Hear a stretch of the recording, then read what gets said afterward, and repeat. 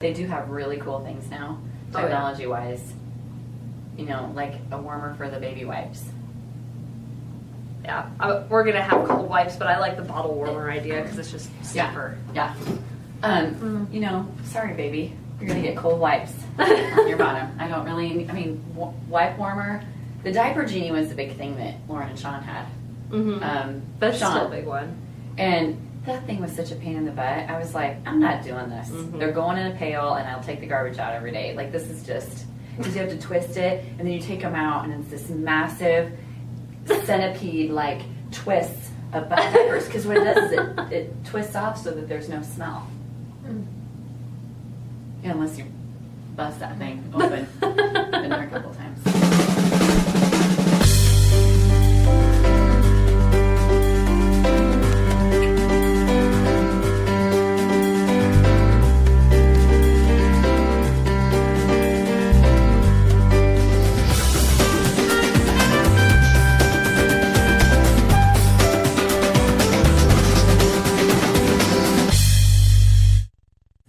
I just read a new book, just finished it, by Jenny Lawson called Let's Pretend This Never Happened. It is hilarious.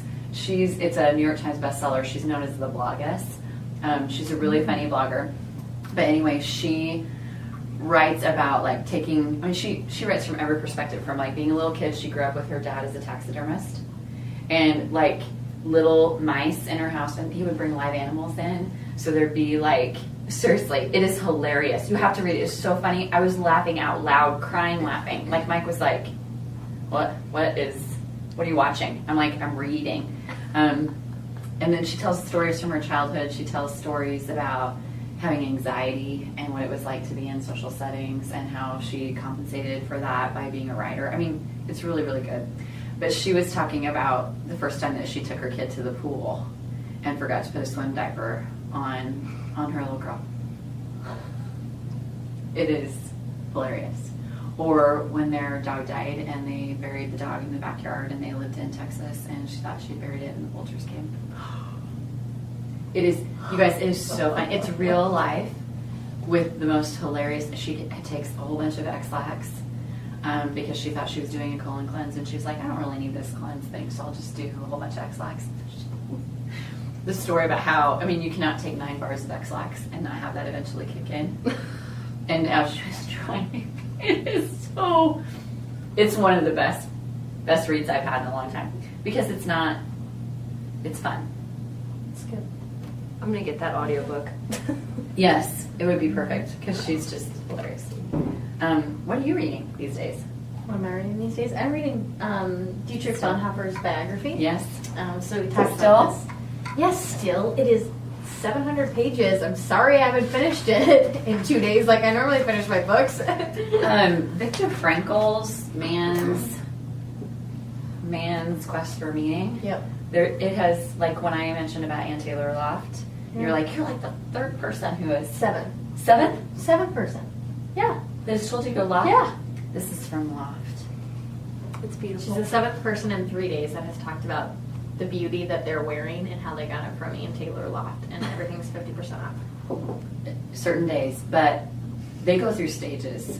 I hope no one from Loft is watching. They go through stages on having great things, and then they go through stages of having the same stuff that, like, I bought that sweater 5 years ago, you probably should update. But this I really like. So the way that people have, that's shown up, synchronicity, Ann Taylor Loft. Yeah. I have had mention of Viktor Frankl's book at least that many times. So I'm like, okay, I've got to get it and I need to read it. There's a story, the way that I first heard about it was when I was listening to the webinar on purpose. National Mentoring Partnership puts out some really good webinars, and I was listening to that webinar, and they were talking about, you know, the 2 circles, like here's what you do well, here's what you love to do, and in the middle, I mean, that's your purpose. That's what you're created to do. So they feature a video in this toolkit from Jimmy Fallon. When Jimmy Fallon fell, and he had there's a terminology for it, that his ring got caught, and it and he fell on a rug, and I mean, Jimmy Fallon being Jimmy Fallon was a pretty funny story.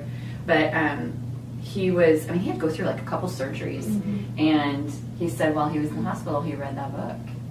And he said, this is my purpose. I'm here to make people laugh. I'm here to entertain people. Mm-hmm. I know my purpose.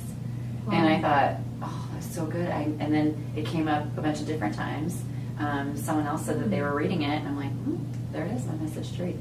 So it'll probably take me that long to read that book. It's too serious. Mm. Just so funny, we were having a conversation when we were in Scotts Bluff, which we're going to show you this awesome clip that we took while we were there with the co-coordinators there, Maury and Glenda. While we were there, we were talking about what we were reading. And you were talking about this book that you were reading that was making you laugh so much, and how it's kind of been a break from the rest of your books. So then you asked me, and so I love this.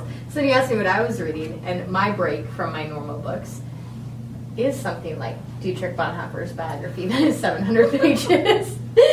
And just how even in that simple conversation we could strike spot each other. Yes. Yeah. It was. And, So cool. and also the people around us were able to strength spot. But I think what's so important is we simplify this. We just came from a strength session in Millard, and it's not complicated to do strengths. It's just simply in conversation. We talk about a joy and we talk about a challenge, and then I know it makes people uncomfortable sometimes, but I really push them to strength spot, to look out and say, what strength do I see in you? And we had a group that were, there was some analytical and deliberative and intellection, and I need practice in stopping and pausing and allowing people to think before they respond. Because when it gets quiet,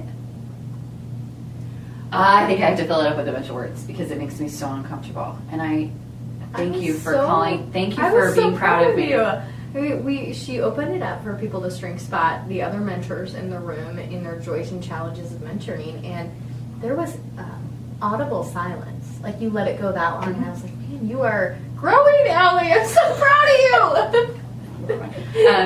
Well, my word of the year is present, and I've been trying to focus more on pausing. And I don't always have to respond. But also, when I respond, I want it to be meaningful. And I think my communication, I know that a lot of people have probably heard this, the life lesson about how most people speak you don't listen to listen, you listen to how you're going to then next respond. And I've been trying to be a better listener and truly listen to nonverbals, what people's eyes are telling me when they're speaking. When you see joy in people's faces, it should be something we pause and look at, and be able to just kind of see that. That's good. Yeah. So I practiced it today, and I didn't die. You didn't die. I'm so proud of you. Thank you. So I want to give a couple shout outs. We're going to do some shout outs today. And I think shout outs can be one of our new things that we do every day. Love it. I would first like to shout out this amazing mug that was sent to me at the teammates office and became a mystery. And I was even quoted on the phrase board, because this was my statement. I would rather, how did I say it? I don't like to read mysteries. I like to be a part of real life Yes. mysteries. I don't like to read mysteries. I like to be part of real life mysteries. mysteries. And this arrives, this beautiful mug that honors Haight-Ashbury, which was the beginning of an amazing music revolution, San Francisco. If you don't know about it, it's a great thing to look up. But this appears at the teammates office, just in this box, and I was like, "Did you do this?" It's not labeled. It's not Right. I'm like, nothing. "Did you do this? Did you do?" I kept thinking, "Who did this?" I even put a little Facebook post out saying, "Whoever gave me a birthday surprise should know that I love surprises, but I also love mysteries." And then I found out that Bob Art, who knows me very, very well, sent me this awesome mug for my birthday. And so, Bob, you did three things. You honored my love of mystery, I think maybe unintentionally, and you honored my love of surprises, and you honored my love of music, and my mug choice. Yeah. My your choice mug of mugs. I like to have About places. places. And Tess has a mug too. I do have a cool new mug. It's an Ember mug. This is not a paid advertisement. It should be. It should be though. My mom got it for me for my birthday, or my parents did. As we talked in the last Christmas episode, it feels like it's been forever. It's been like a month. Yeah. Since we last have had a Genn and Millie conversation, but in the last one we talked about how the difference in gift giving, how I've always known what I'm going to get for Christmas, for my birthday, everything. Just because my mom leads with discipline, leads with achiever, wants to make sure that she honors me by getting me what I want, something I wouldn't buy for myself. So I love coffee, I love tea, I always love to have something in my hand. And so I saw this came out in a Time magazine news article about the best gifts of 2017. So not even, and then they came like to sell them at Starbucks and stuff, and I was like, well, I read about it in a Time magazine article. But it's this new mug, it's a temperature controlled mug is what it is. And so I can put my liquid in there. As you can see, it kind of is blinking a little bit of a light. I don't know if you can see that. And so I put it on this little dock, and it's like a coaster, like a little tea coaster. And I put it on there, and it has like these magnetic strips on the bottom, so it charges it. And then I have an app on my phone, and I set it to what temperature I want it to be at. So, for instance, what just happened, we just blew a fuse in the tea in the office here. Because I was heating up water for our tea, and Allie didn't know that, and she put her mug in the microwave to heat up water for her tea. Well, she didn't know that, I told her. But anyway, so the fuse blew, and the water wasn't boiling yet. Well, I put it in my mug and asked it to get up to that temperature, and now I have hot tea. So it stays at whatever temperature I set it to until it dies, so I can get like a couple hours out of it. So, okay, I want to think about this. If you came to the office, well, there's really no way to do that with coffee. But you could basically, well, you could leave and forget that your ember was left on, and you can do it with your phone, your watch. And then it notifies me. So just 8 minutes ago, I got a notification that my perfect temperature of 138 degrees has been reached. Enjoy. So it kind of reminds me of when we came back from Scotts Bluff and we came around the corner, because I drove and Tess left her car at my house, and we came around the corner, and I'm like, oh, that was so nice. My husband started your car. I was like, did Mike start your car for you? And she was like, no, I started my car a long time ago. From my app on my phone, yeah. So I need to get with it. I mean, honestly, like there are things that could make my life easier, kind of like, I was going to say baby. Baby wet wipe. That was our No, I guess it would. I mean, yeah. But I think sometimes I'm like so not aware of the technology that could make my life better. So I'm going to put this out to the group. Let's do a question. What recent technological advancement has been such a benefit in your life, whether it's in your time management, whether it's in your, what new, piece of advancement in the technological world has made your life better? I want to be able to drive and use my time better. So I can't do books on tape unless it's Tess got me hooked on a podcast called Criminal. And I was like this while I was driving, because it's really good storytelling. But most of the time I can't do books on tape because I just kind of I'm too driven by my achiever, which is number 6 for me, to not want to accomplish something in drive time. So what I would like to have is I'd like to have a headset system that I can voice everything that I need. I can say, I'm sending an email to Hannah, and I want to say, Hannah, hey, here's an idea for Growth Mindset Monday, and I'm going to send an email to Tess, and I want it to be completely hands-free. So it's going to be like the next version of Alexa for you, basically. Yes, but in a headset while I'm driving. I would like you to start that load of laundry and also transfer it to the dryer. Things that I could do because, what a waste drive time sometimes is. At the same time, I need the think time. But I want just a little bit of technology that can help me. The other thing I learned about at National Mentoring Summit is iPoll. Do you guys know about iPoll?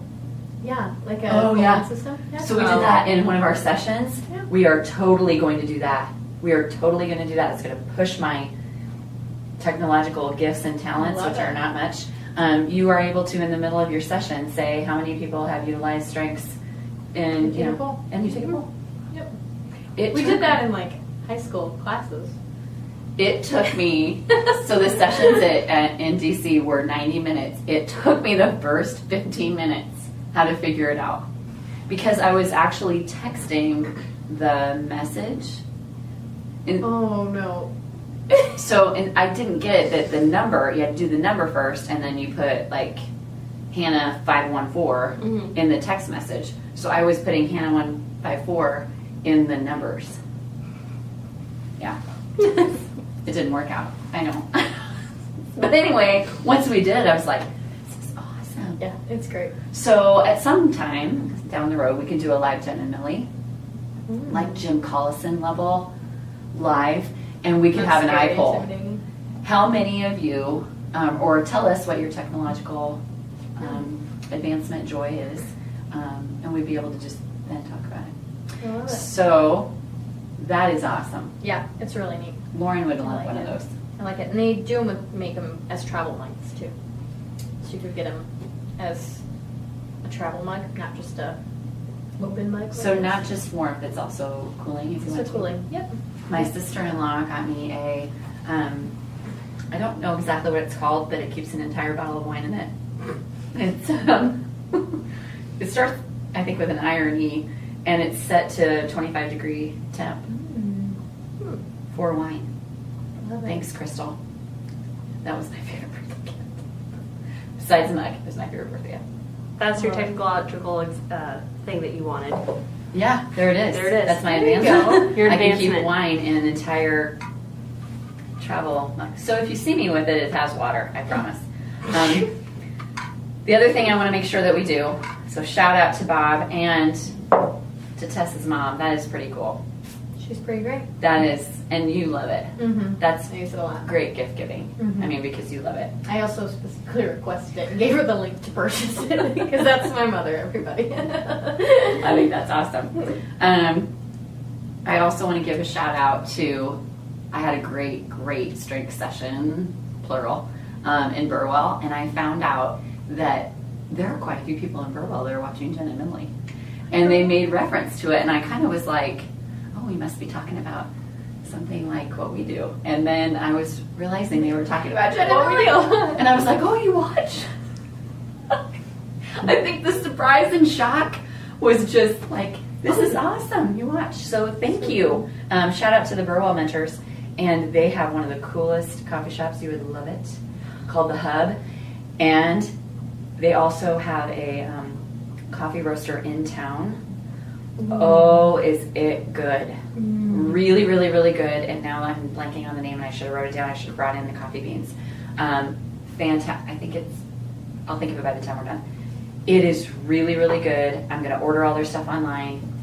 Tess, it's like the best roasted beans, fresh, that I've had maybe ever. Ever had. From any state, any location. That's saying something. It's really good. Not hyperbole. And in Burwell. So shout out to Burwell for all the awesome things Love that you it. have there. Love it. And then I think what we wanted to be sure that we talked about today is Tanya Harding. Oh, yeah. I don't know who Tanya Harding is. Allison. Do you know him?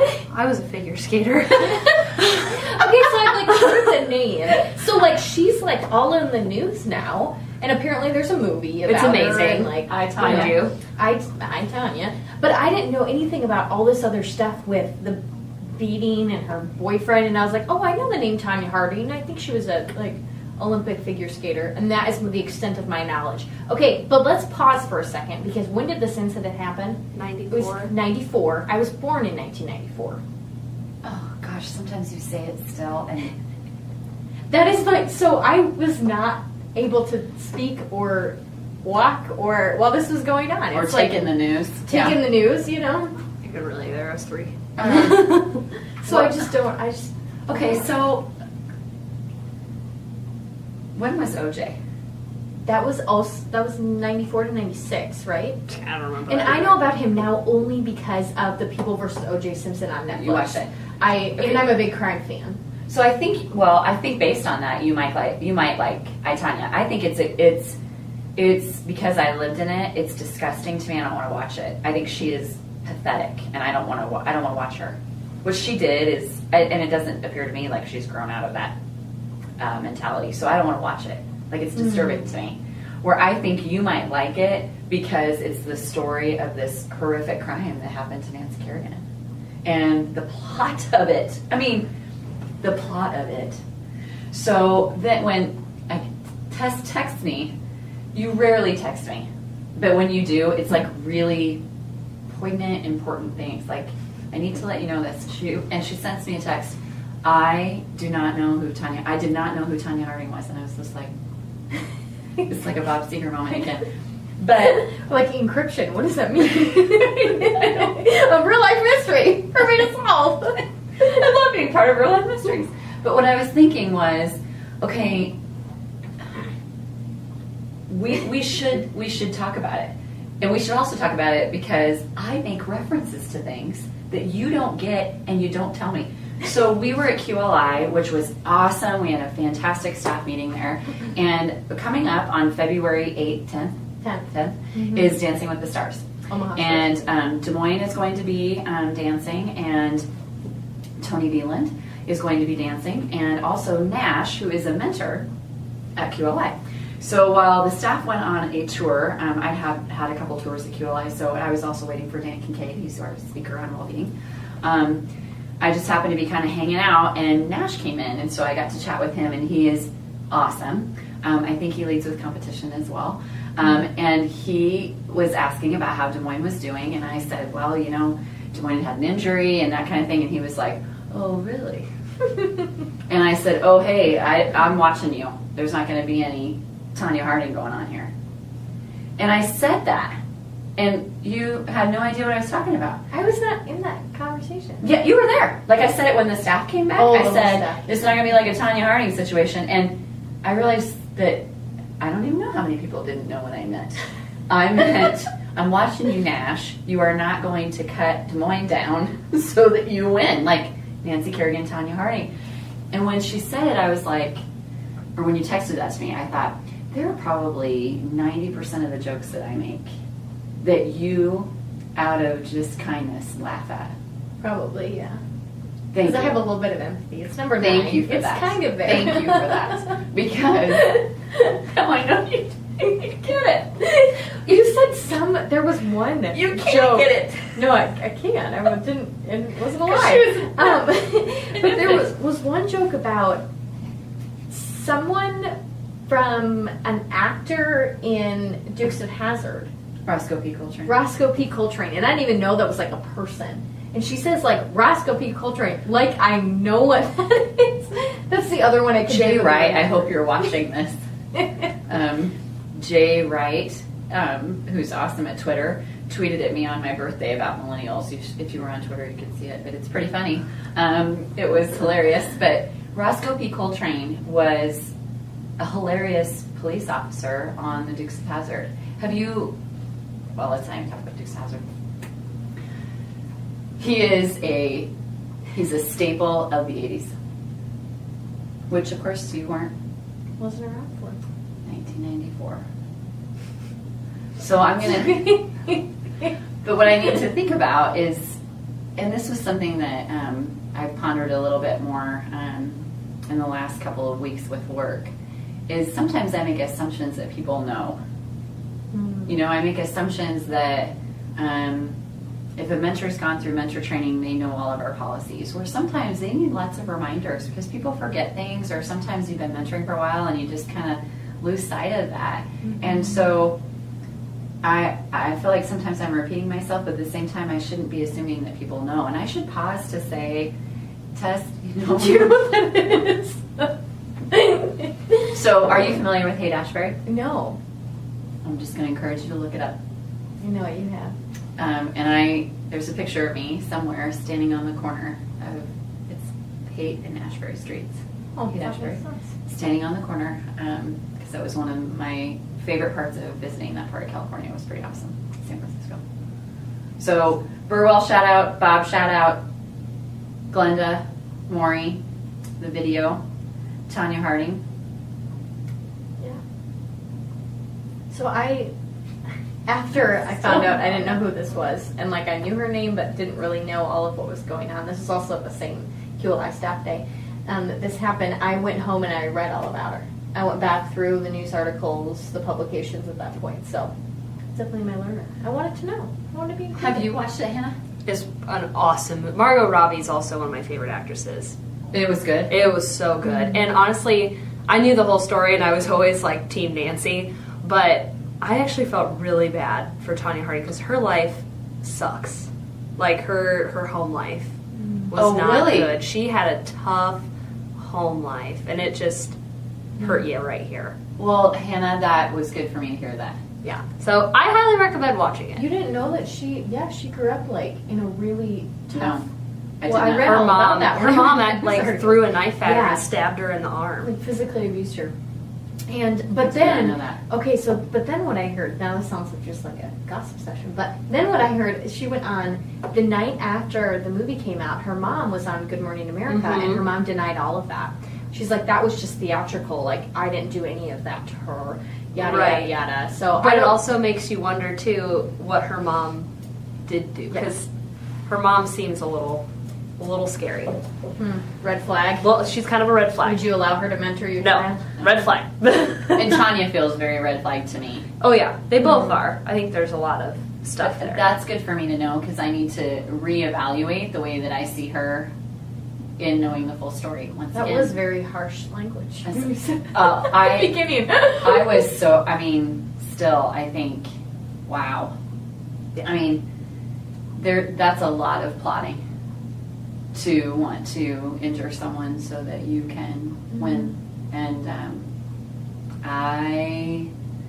my empathy only goes so far sometimes, but it's good for me to know that, Hannah, and I need to, probably need to watch it and understand it. And you can tell too that and I believe this 100%, that I do think some of the judges were out to get her because she wasn't, the prim and proper figure skater from one of the prim and proper families and didn't have a lot of money. You can see that pretty apparent in the movie. So Interesting.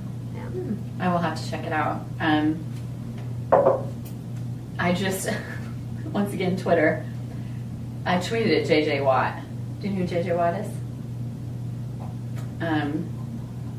JJ Watt is a football player who does some pretty awesome philanthropical things. And he asked for people's recommendation on a documentary. Who's like, looking to watch a documentary, what do you recommend? And JJ Watt's a pretty popular, I call him a celebrity athlete. And he does, all this cool stuff, so a lot of people follow him. And I was like, I'm getting right in here. So I recommended, as a documentary, The Avett Brothers, May It Last. That was one of the best documentaries I have seen in a long, long time. So I would highly recommend May It Last. I think it's coming out on HBO. It was shown in theaters one night only earlier last year, and I went, and it was awesome, and I became an even bigger fan of the Avett Brothers. So Tanya, it's a documentary, right? Or No, is it more of a no, it's- series? It's definitely a movie. It's movie based on real life. Yeah. Well, from people's perspectives. Mockumentary. A little bit. Okay. And then May It Last is all true. Super good. Yeah. So we did want to have one strengths discussion, again, for you to think about as you think about the greatest technology joy you've had. I loved how you phrased that. And that was your favorite song and why? Yeah. Did you So- think of one? I'm going to ask you first. What's your favorite song and why? My favorite song of all time is Tiny Dancer by Elton John. If you watch the Grammys, imagine Allison just being, please, please, please. I do not want Miley Cyrus to ruin this for the rest of my life. And she didn't. She didn't. Thank you, Miley. That's always been my favorite Shout song. out to Miley Cyrus. Thanks, Miley Cyrus.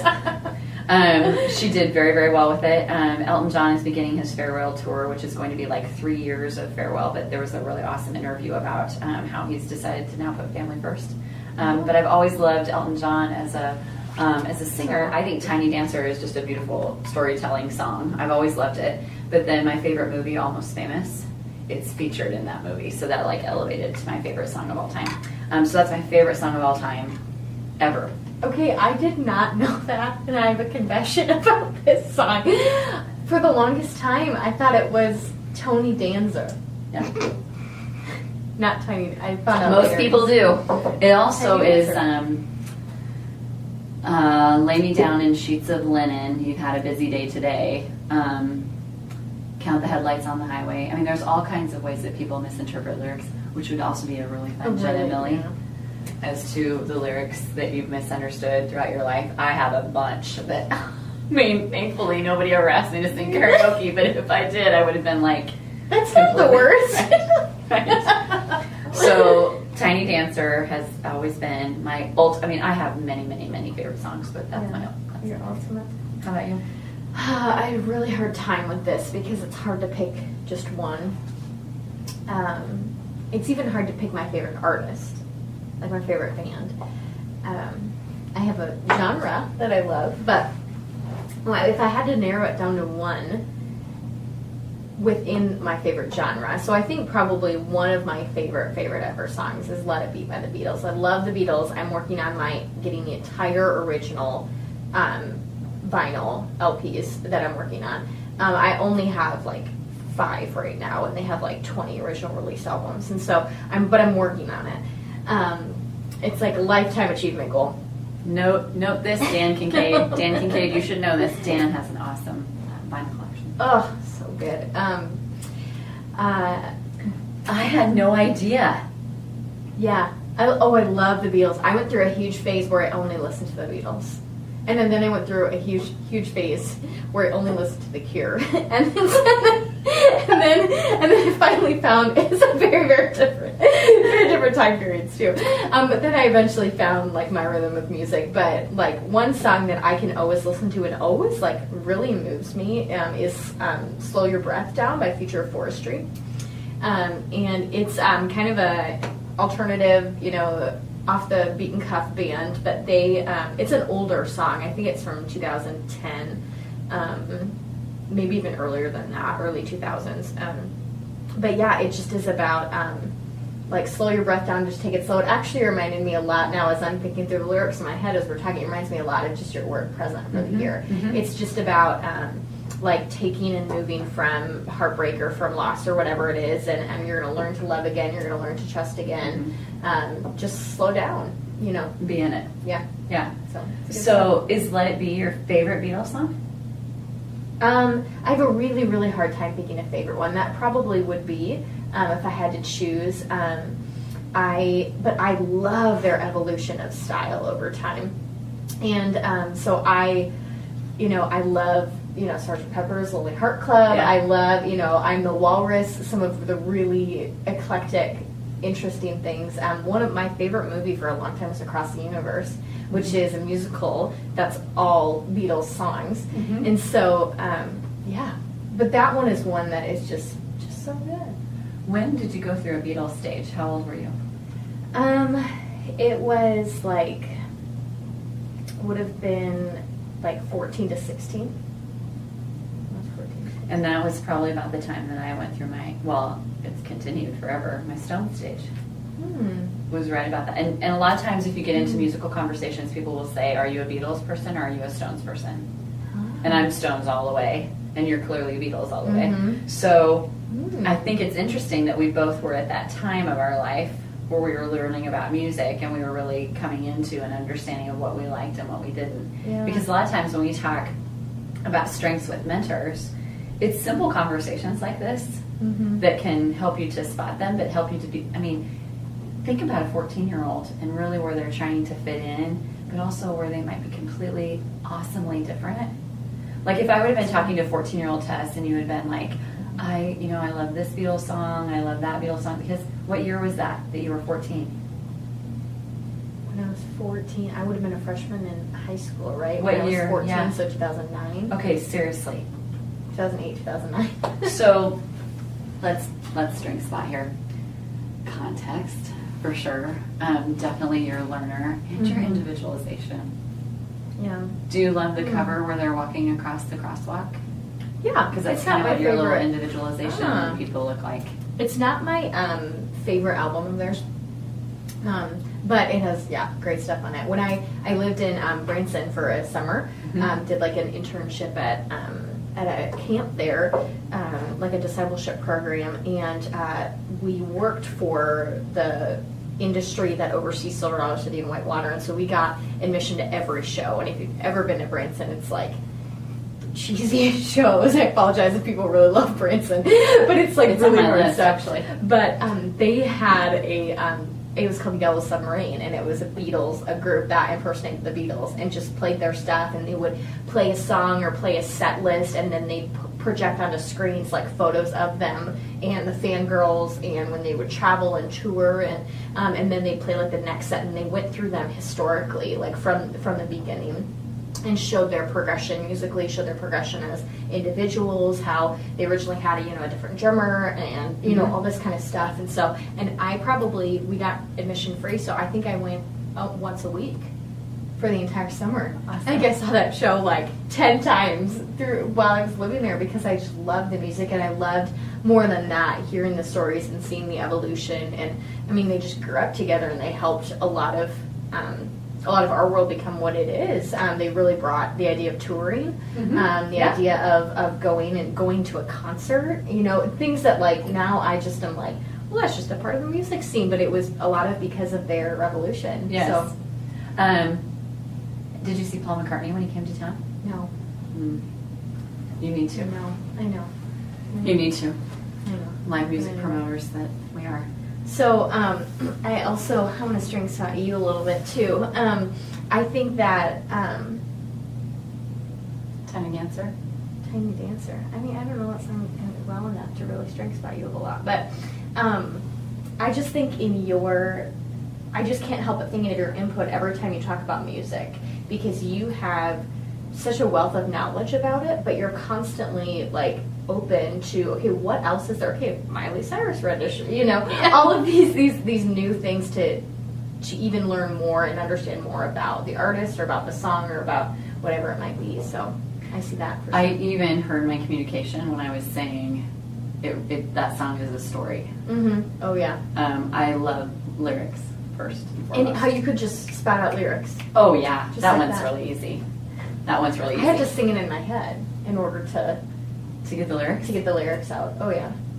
So over Christmas break, while we were traveling from Beatrice home, we were driving in the car, and Mike said to the boys, one of the things that I couldn't believe about Allison when I first met her is like she has this ridiculous music knowledge. She's like, it's like on the radio, 3 seconds, and she knows the song.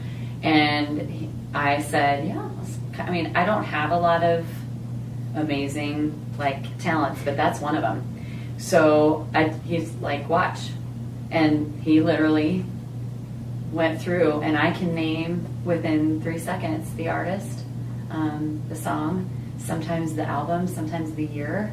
And the genres are just all over the place. Like a lot like The Cure to the Beatles kind of thing. But I couldn't believe with as little as I retain in my 43-year-old brain, how much of that information is still there. Like for me to be able to rattle a song that I knew from, 91, that I know it, and I know it with confidence. Like I'm not even doubting. I'm like, that's the Scorpions, or that's Milli Vanilli, whatever. I mean, I just know it. Wow. And wow, do I wish my brain worked like that with everything? Interesting. Because I can't remember like where I parked my car most of the time. Yeah, it's difficult. So questions that we're asking you. That's what I was thinking. Yeah. What questions do we want to ask? Oh, the besides questions we want to ask is, what's your technology joy? Yes, what is technology something joy. a recent bit of technology that you have found that you really love that has helped your life a lot? And then the second, what is your favorite song and why? And how does that relate to your strengths? I also want to do a bit of future casting. Our next, we just thank you for watching with us this episode. I felt like we had to do a lot of catch up. We had to do a lot of reflection because we just haven't been able to chat in a while. But the next episode, we're actually going to be talking a bit, I think it's very timely, about resolution and lifestyle changes. We're about a month in to this new year, and this is a point where I think a lot of people might abandon maybe some New Year's resolutions or some hopefulness about a fresh start. And so we're going to talk a little bit about changes that Allie and I have both made in our life recently, and how that has kind of forced us to use our strengths in different ways that have stretched us. So we're going to talk a little bit about that next time. And so be thinking maybe about what was your New Year's resolution, or what is the lifestyle change you hope to make, and how your strengths can help you in that. Awesome. Thank you. Thanks, everybody.